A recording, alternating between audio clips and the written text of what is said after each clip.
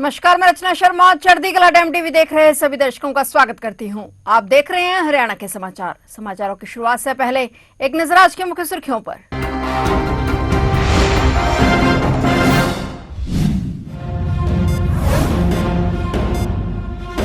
Bharatiya Janata party का 47वां स्थापना दिवस पर गुरुग्राम में कार्यक्रम का आयोजन। सीएम नायब सैनी ने कार्यक्रम में की शिरकत।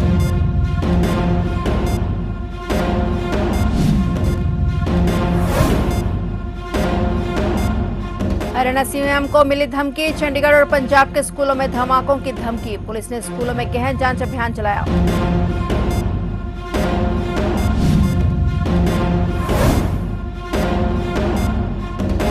जिला लोक संपर्क एवं कष्ट निवारण समिति की बैठक। मुख्यमंत्री नायब सिंह सैनी की अध्यक्षता में हुई बैठक। सीएम ने सुनी आमजन की समस्याएं।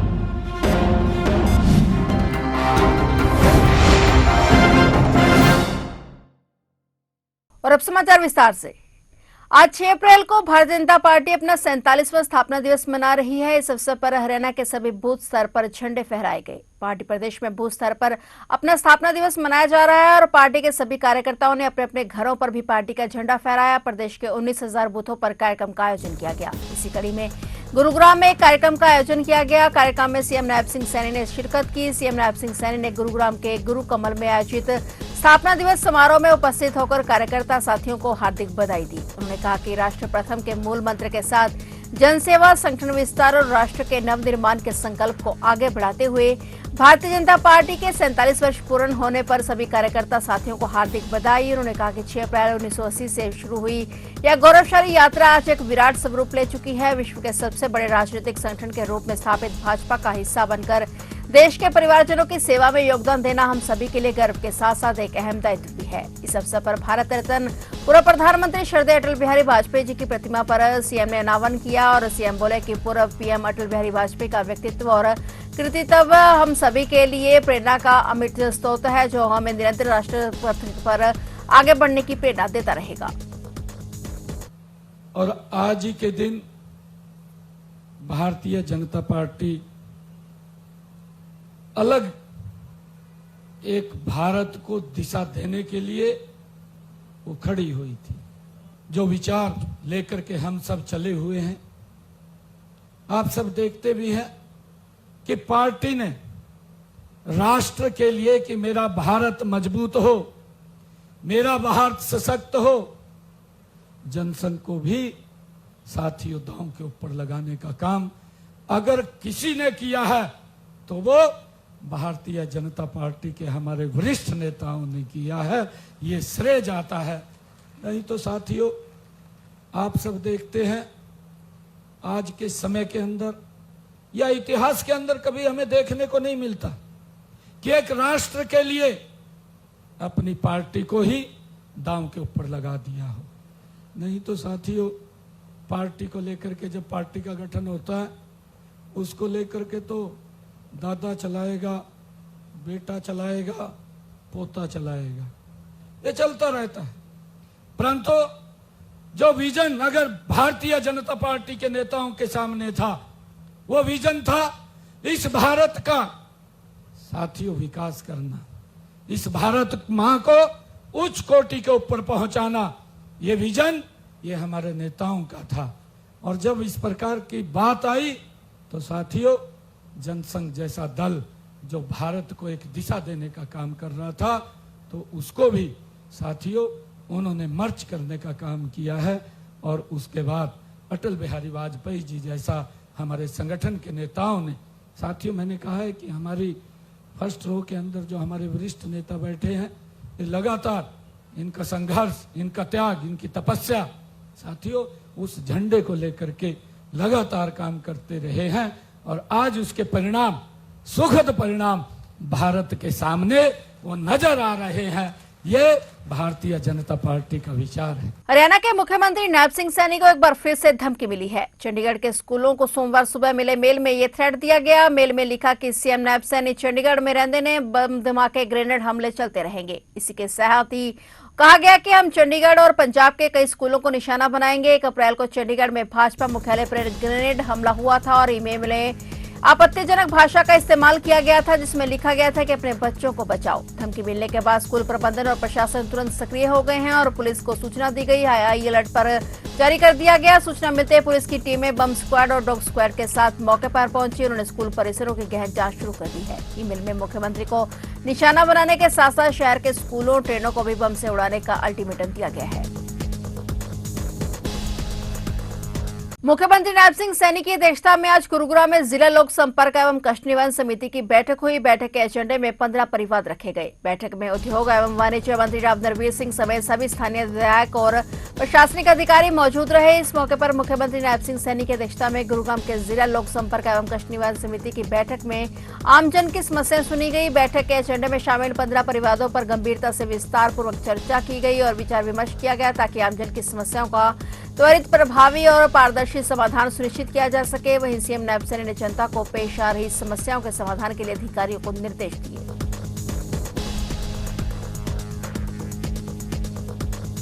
नायब सरकार ने 8 अप्रैल को कैबिनेट बैठक बुलाई है। बैठक सुबह 11 बजे होगी। ये बैठक चंडीगढ़ स्थित हरियाणा सचिवालय में होगी। इस दौरान हरियाणा के कई अहम मुद्दों पर चर्चा होने की संभावना है। वहीं प्रदेश सरकार की कैबिनेट बैठक में कई प्रस्ताव रखे जा सकते हैं। पिछली कैबिनेट में 31 प्रस्ताव रखे गए थे, लेकिन इनमें 18 ही पास हुए थे। ऐसे में माना जा रहा है कि बाकी रहे प्रस्ताव इस बैठक में रखे जा सकते हैं। राजनीतिक गलियारों में इस मीटिंग को लेकर खासी चर्चा है, क्योंकि इसमें न केवल प्रशासनिक फेरबदल बल्कि जनता से जुड़े कई सीधे मुद्दों पर मुहर लगनी तय मानी जा रही है। मुख्य सचिव कार्यालय की ओर से सभी मंत्रियों को एजेंडे की सूचना भेज दी गई है। मुख्यमंत्री की अध्यक्षता में बुलाई गई कैबिनेट की इस महत्वपूर्ण बैठक में नायब सैनी सरकार एक बार फिर से पिटारा खोल सकती है। बेरोजगार युवाओं के लिए यह बैठक काफी उम्मीदें लेकर आ सकती है। सूत्रों की माने तो पुलिस भर्ती के नए नियमों और परीक्षा के आयोजन को लेकर कैबिनेट के विस्तार में चर्चा होगी और इसके अलावा स्वास्थ्य और शिक्षा विभाग से जुड़े कई विधायी कार्य भी चर्चा का हिस्सा बन सकते हैं।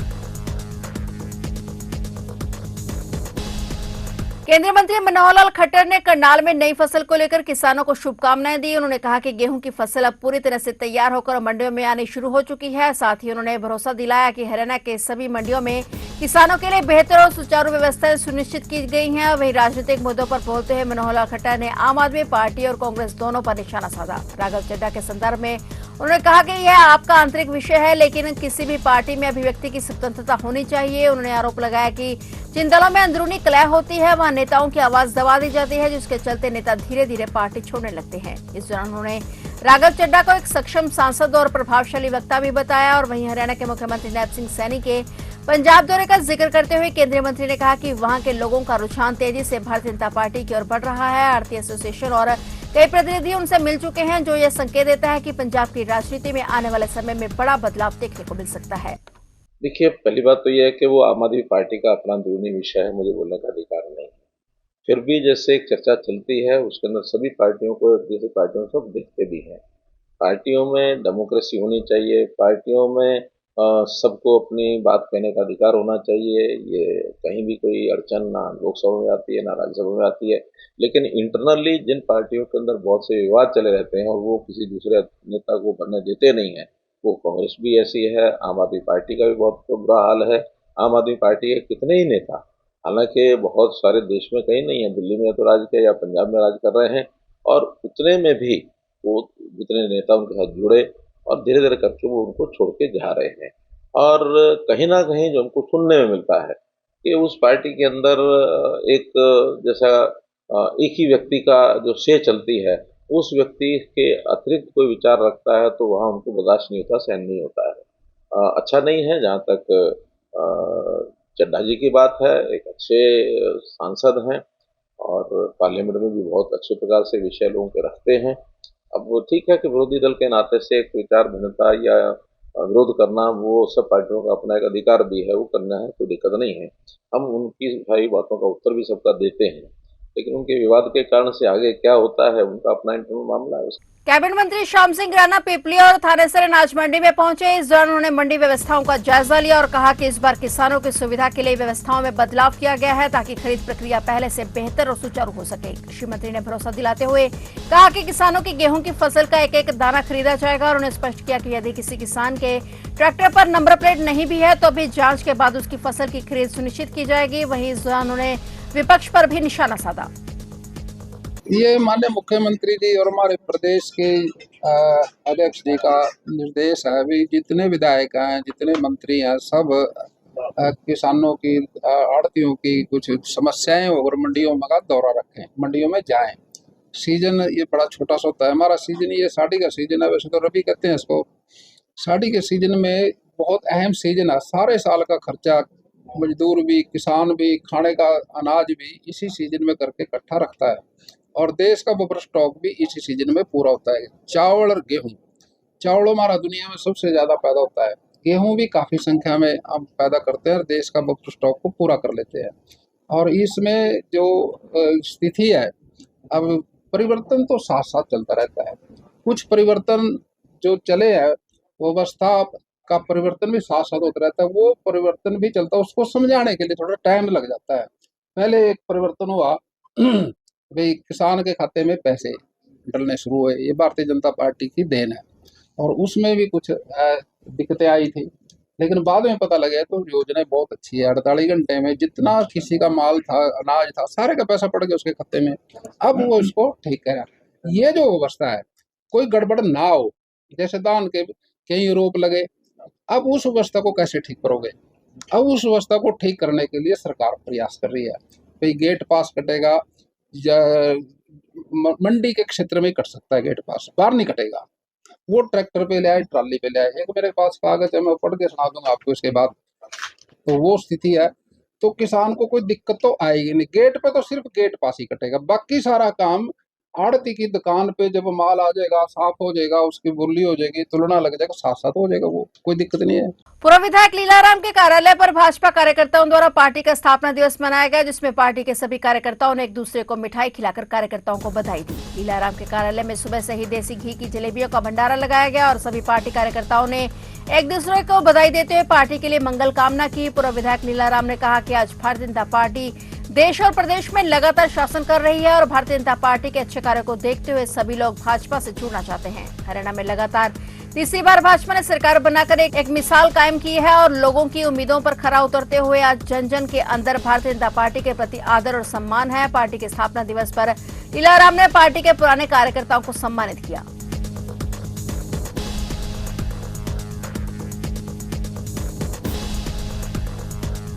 महिलाओं में इन दिनों सर्विक्स कैंसर आम बात हो गई है, जिसकी वजह से महिलाएं कई बार अपनी जान भी गंवा देती हैं। महिलाओं में तेजी से बढ़ रहे सर्वाइकल कैंसर के खतरे को खत्म करने के उद्देश्य से स्वास्थ्य विभाग ने जिले भर में ह्यूमन पैपिलोमा वायरस संक्रमण के खिलाफ टीकाकरण अभियान की शुरुआत कर दी है। बता दें कि इस अभियान के तहत सभी बेटियां जिनकी उम्र 14 और 15 के बीच में है, उन सभी को निःशुल्क ये टीका लगाया जाएगा। जानकारी देते हुए Ambala civil surgeon doctor Renu वेरीपजनी ने बताया कि भारत में सर्वाइकल कैंसर के मामले महिलाओं में काफी ज्यादा बढ़ रहे हैं, जिसकी रोकथाम को लेकर भारत सरकार ने प्रदेश भर के जिलों में ह्यूमन पैपिलोमा वायरस टीकाकरण का अभियान तेजी से चला दिया है।